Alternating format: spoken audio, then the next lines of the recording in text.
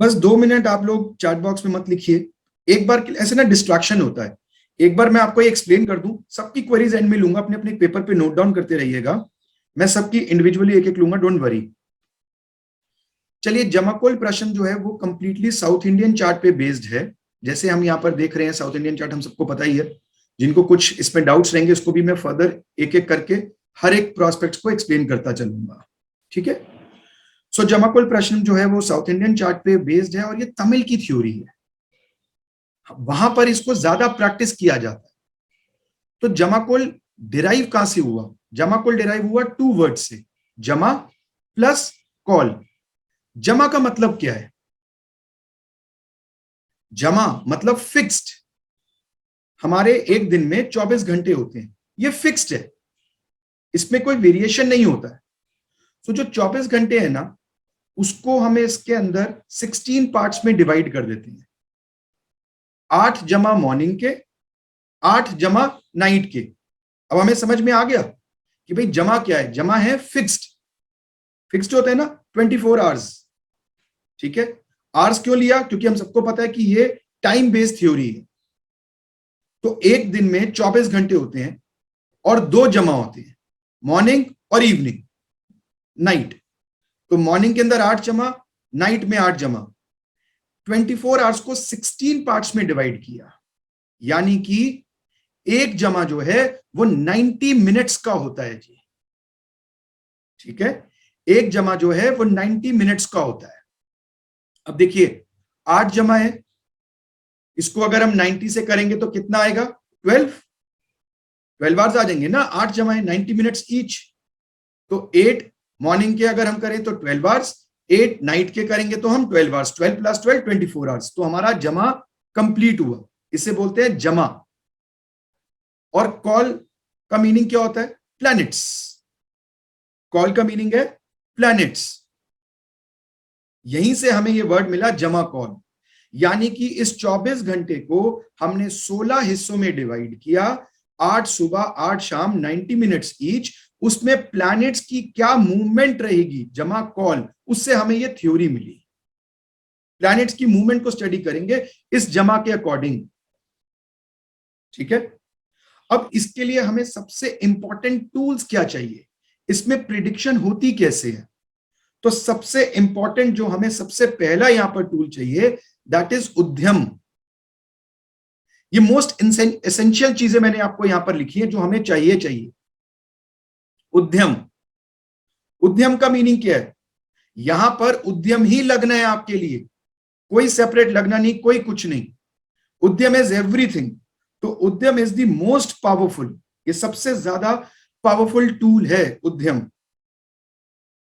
ये हमें इंडिकेट करेगा present and the future of the querist. जो आपके पास क्वेश्चन पूछने आया है उसकी प्रेजेंट कंडीशन क्या है, और वो फ्यूचर के लिए कुछ पूछने आया होगा ना, उसका फ्यूचर का आंसर क्या रहेगा, ये उद्यम पे सबसे ज्यादा निर्भर करता है। उद्यम इज दी, जिसे आप कह लीजिए बैकबोन ऑफ दिस सिस्टम।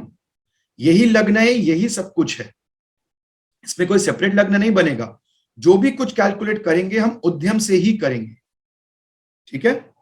और अभी सिर्फ मोटे तौर पे समझिए, इसको हम पूरा डिटेल में एक एक करके उद्यम कैसे आता है, क्या इसका है, सब कुछ समझेंगे। बट अभी एक ब्रशिंग अप ले लीजिए।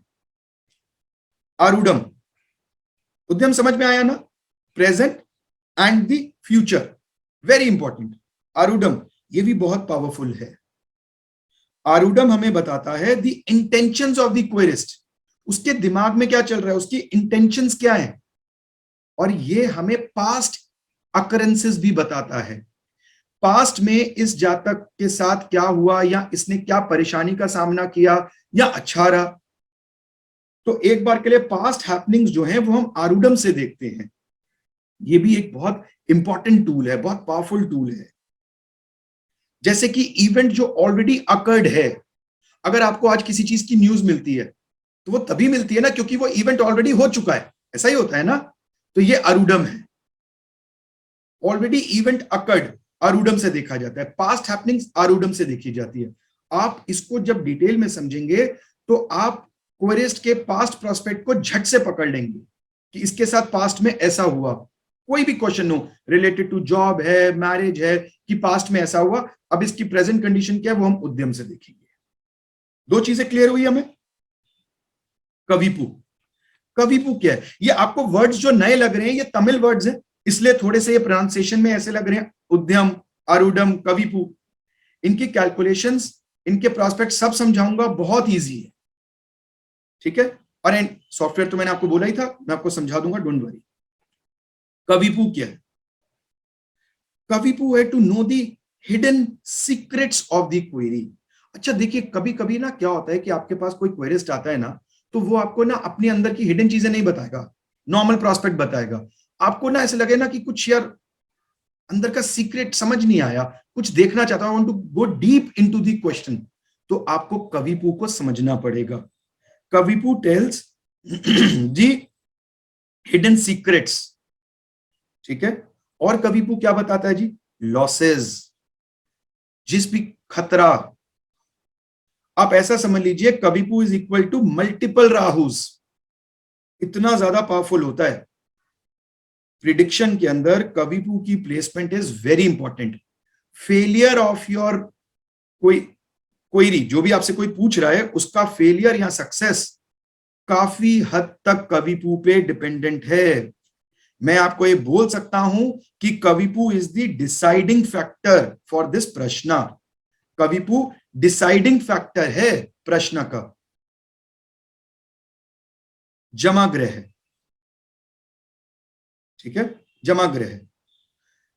जमाग्रह क्या है? जमाग्रह आर दी आउटर प्लैनेट्स। अब जैसे हम ये साउथ इंडियन चार्ट में देख रहे हैं, एरीज, टॉरस, जेमिनी, यहां तो हम इनर प्लैनेट्स बिठाएंगे, और आउटर प्लैनेट्स हैं हमारे जमाग्रह, जिसके बेसिस पे ये थ्योरी बनी। ये जमाग्रह आपको बताएंगे, आउटर प्लैनेट्स बताएंगे आपको फ्रूट, रिजल्ट का फ्रूट कैसा रहेगा। भाई क्वेश्चन आपने देख लिया, उसकी कंडीशन देख ली, कविपु ने निगेट किया तो बात ही खत्म, नहीं तो आपका फ्रूट क्या रहेगा वो एक बार के लिए आपको जमाग्रह बताएंगे, ठीक है। जमाग्रह जो हैं वो इस थ्योरी के लिए सबसे ज्यादा इंपॉर्टेंट है, क्योंकि end of the day matters is the fruit. आपने पेड़ देखा, बहुत विशाल है, बहुत बड़ा है, बहुत स्ट्रांग है, फल नहीं देता या कड़वे फल देता है, उस पेड़ का क्या फायदा, ठीक है। तो ये जो हमने अभी एक ब्रशिंग अप ली, व्हाट इज उद्यम, व्हाट इज आरूढ़म, व्हाट इज कविपु, जमाग्रह, इसको अब हम डिटेल में एक एक करके समझेंगे।